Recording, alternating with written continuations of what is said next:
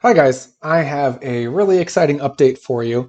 A lot of nuanced changes here, but the impact is really substantial, especially in the basement spaces upstairs with the fourth bedroom added, and a pretty big change here at the backyard. So let's jump right in.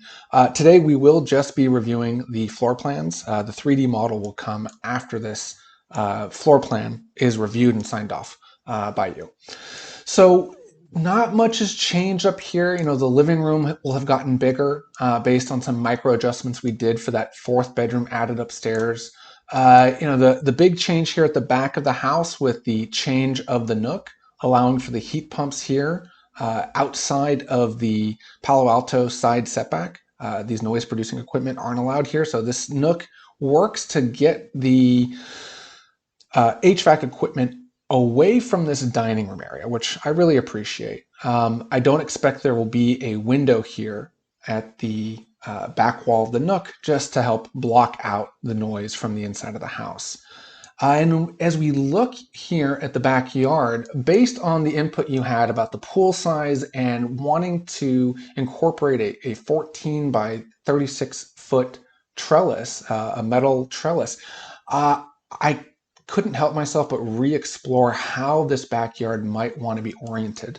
And so I took an opportunity here and I said, let's put this now smaller. It's a 450 square foot ADU versus the full 800 square foot ADU that I had originally put as a placeholder here.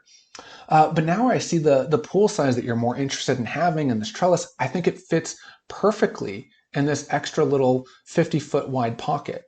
And if we center it in this 50-foot wide pocket and surround it by trees, I think this could be a really nice special feature here at the more southern side of the backyard.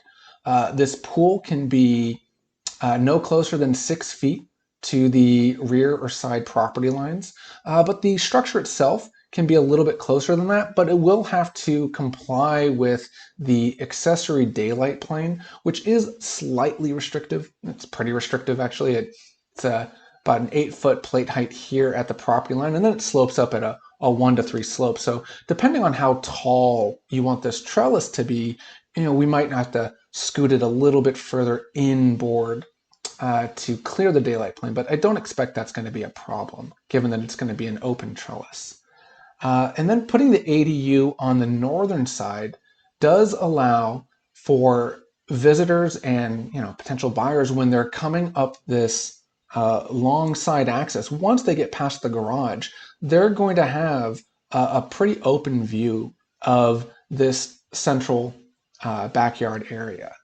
And as we continue going into the site to get around this full width light well for the below grade for the basement down below, once we get past this point, it's really wide open here. We're no longer looking at the side wall of the ADU with perhaps the HVAC equipment on this side, because the pool equipment and the HVAC equipment can't be in this 20-foot rear yard, this zone indicated here by this red line.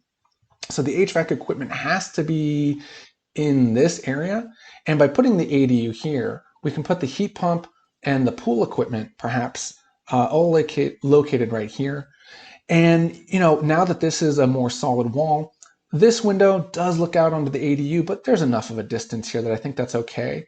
But the kitchen and the family room all opening through this inside glass corner, opening out onto this covered patio area with seating area with a fire pit, I think it really does do a great connection for the open backyard space in the pool. This diagonal connection here I think is pretty strong. So I'd really like to hear your feedback. Obviously, this could work by keeping the ADU tucked into this back corner and rotating the pool and trellis as per your sketch, but I think this is really promising, and I'd like to hear your feedback on this design. It's a pretty big deal, I think, with the differences that this will make to the rear yard site area. So we'll wind up with about 50 foot by about 50 foot again of open space, other than the trellis.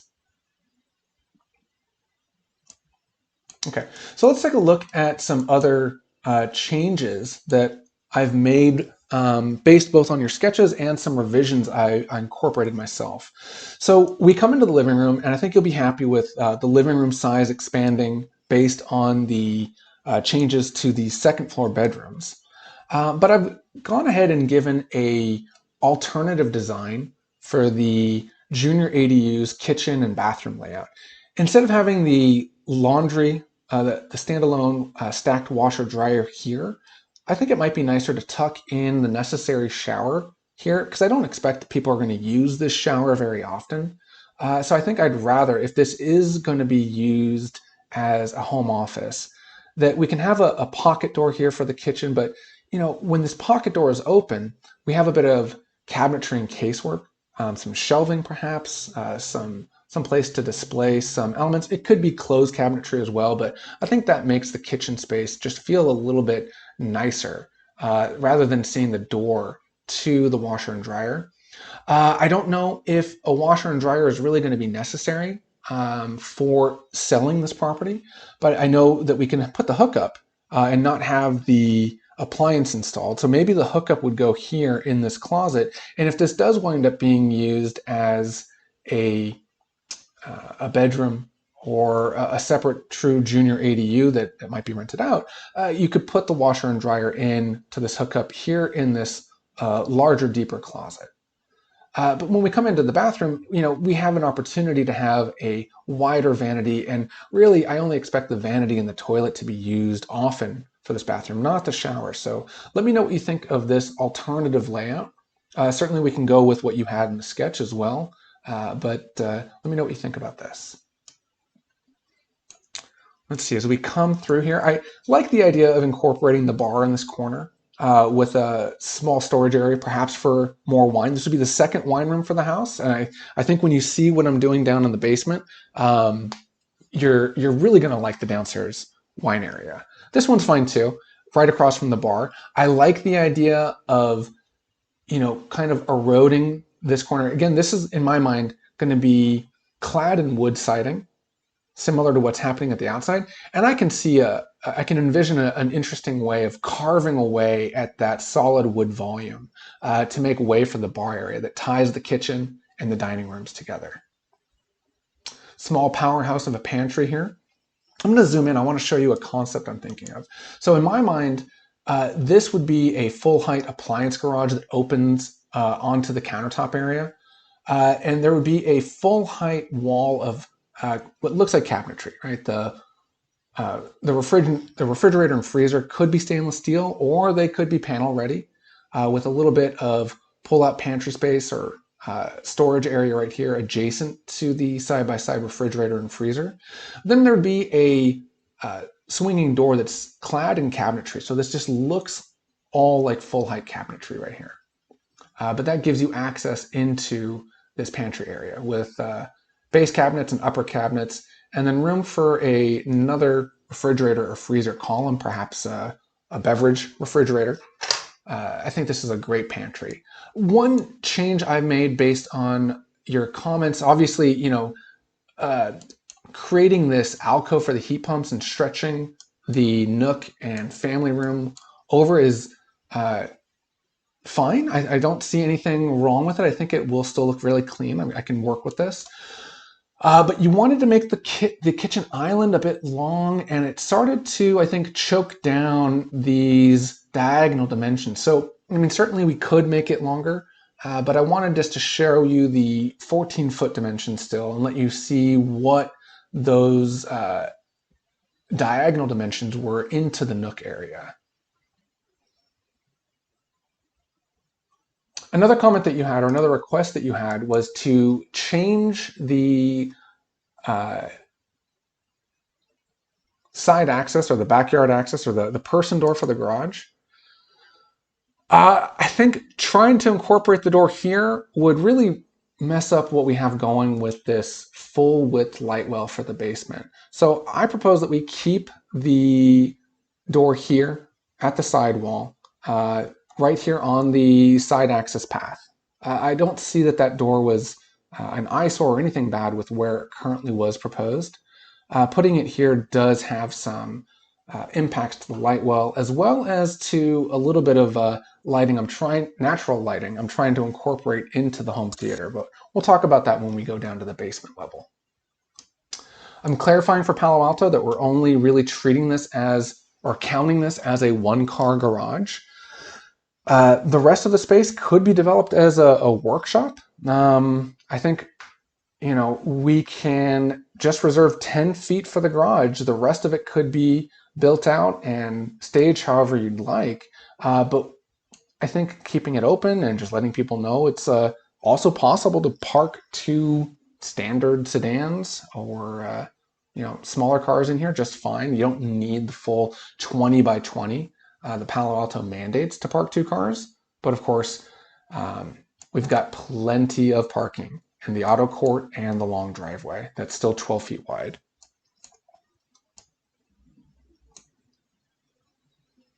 I don't think there were any other changes here on the ground floor, but let's move upstairs. Right off the bat, I think you're going to love the fact that after counting out the 19 risers that we need, we wind up with a really deep top level landing, 6'7", from the top riser to the opposite wall of the hallway. It's going to have as much glazing up on this level as I'm showing down here on the ground floor with the sliding glass doors.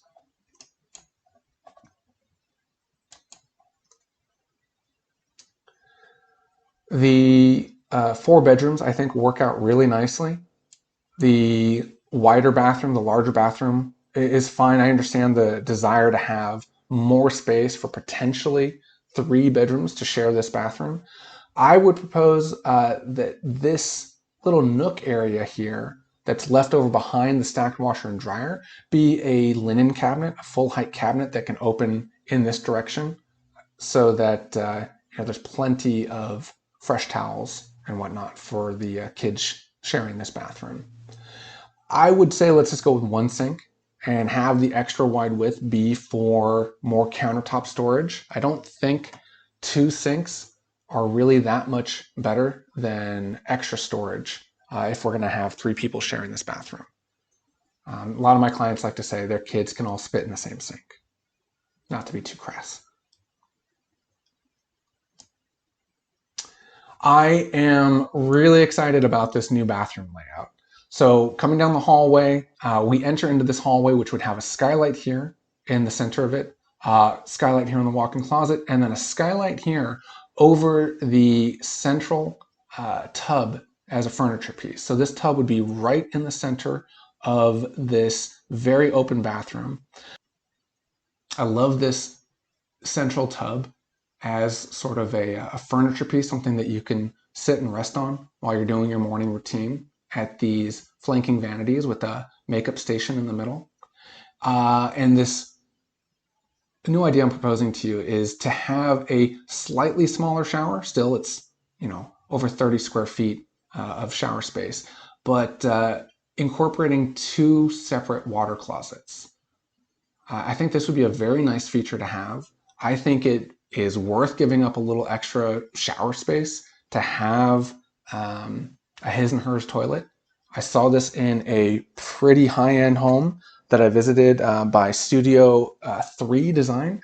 And at first I thought it was a bit over the top to have 2 separate water closets, but a lot of my clients are interested in this idea. They don't all have space for it in their homes, but here I think we can make it work. I'd really love to hear your thoughts. If this winds up being extra shower space, so be it. I'd probably steal a little more room to let this 1 water closet be a little bit bigger than the 2'9". But I think this would be a really compelling design. So this would just be full height. It'd be a glass wall here, basically, with frosted glass doors. But then, 2 shower heads in here with a rain shower in the middle, a bench area, and then pony walls that would allow all the plumbing to work. But above those pony walls, we'll have glass still so that a window here, central in the shower, will bring light into these water closet areas. And of course, the large skylight here will let plenty of light in to the water closets as well. Not many other changes to the master suite. To save on square footage, I did wind up moving the whole master suite further over to the right, shortening the hallway. And because I want to keep the balcony parapet above the back wall of the door here, so that that parapet height can act as our extra tall header above these sliding glass doors. The balcony is much deeper than before. I still think it's just going to be fantastic, but I also love that now when we're on the balcony, which is extra deep now, we still have the full height wall here that protects our neighbor's pool from feeling like they're being, their privacy is being impacted. So we have our solid wall here, but now our diagonal is looking out on this metal trellis with the pool below and the outdoor dining area right here. So I think this is a really nice diagonal view. Still, we're not going to say it's too much of a diagonal view because I still plan on incorporating that wood screen along this wall. So it's a screened view this way, but I think standing at the guardrail here, you're definitely going to have a great view this way, looking out on the sauna. Okay, let's go down to the basement. The bedroom suites are much, much improved. I think you'll be happier with the bed wall here for bedroom 6. It's 13 foot wider because we're going with a narrower shower, and we also expanded the living room further to the west. This bedroom's fine. I think the one nitpick is that it's not a true ensuite, but this isn't too hard or too much of a unprivate way of getting into this great bathroom with the full sauna and large shower. 2 sinks here. I think that's maybe okay. But again, I always like having 1 sink and more counter space, but it could be your call. I made a slight edit here. I think, where we have this toilet here, I'd like there to be a bit of cabinetry here for toiletries and, maybe a nice little flower or some incense or something like that. And then rather than doing a deep closet on this side, I think they've got enough closet for this bedroom. Let this be a desk area or some base cabinetry that lets more light in to the bedroom and takes full advantage of this 15-foot wide light well that's in the side setback. So this light well is serving the bathroom through the shower area and the desk and the bedroom through the sliding glass doors. So going the opposite direction towards the public side of the basement, we've got the gym, the wine room, laundry, utility. I want to talk about the powder room and the bar area here. I really don't want the powder room to open into the bar area at all. And so forcing myself to have the powder room enter off the hallway gave me a great opportunity to say, hey, maybe the bar wants to wrap around this powder room, get a little access to the light well here. But what could be really cool is to keep the frosted glass or the glass wall motif going and incorporate a bit of swinging glass right here that could seal if necessary to chill the space. But we can open up and reach behind the wine room and grab a bottle off of this display area here.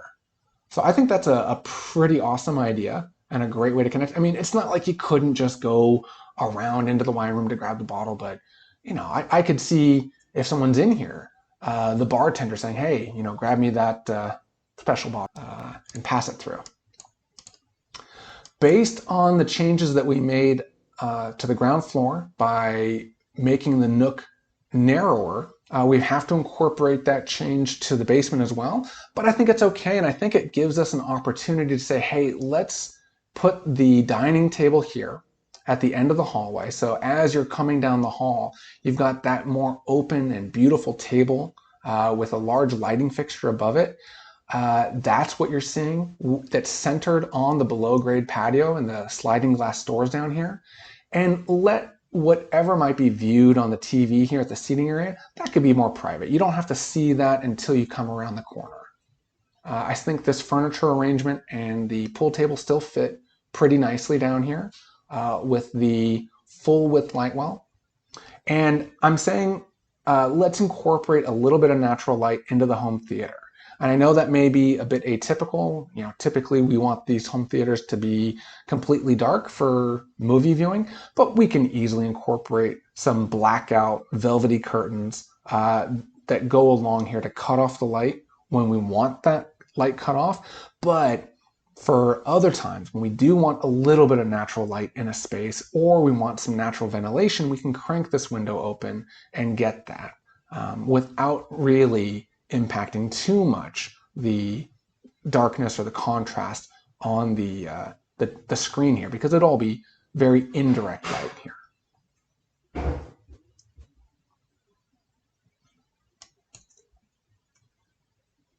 I think that covers the changes. I am incredibly happy with this layout. It's getting a lot cleaner. I'm excited to explore it in 3D. I don't have any concerns with what this is going to look like based on the previous designs we came up with. But I do want to make sure that this floor plan is what we want to see for that 3D model. So I look forward to your feedback and jumping into that next 3D model for you. Thank you.